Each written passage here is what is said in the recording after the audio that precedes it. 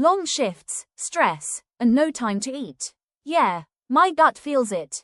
Here are 3 non-negotiable gut health hacks I use on shift. Hack number 1. The fiber foundation. Eating some fiber before my shift is a game changer. Think nuts, seeds, fruit.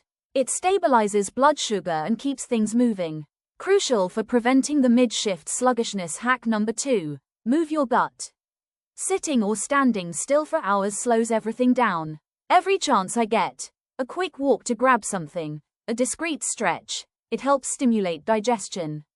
And constant hydration. Small sips are key. Hack number 3. The probiotic reset. Stress and irregular eating can mess with your gut flora. So after a tough shift, I always reach for something fermented, like kefir or a good quality yogurt. It helps replenish those good bacteria. Remember, a happy gut means a happier, more energetic you, especially when you're working long hours. It's all about consistency. What's your essential gut health hack for busy day? For more reliable health information and medical insights, make sure to like this video and hit that follow button.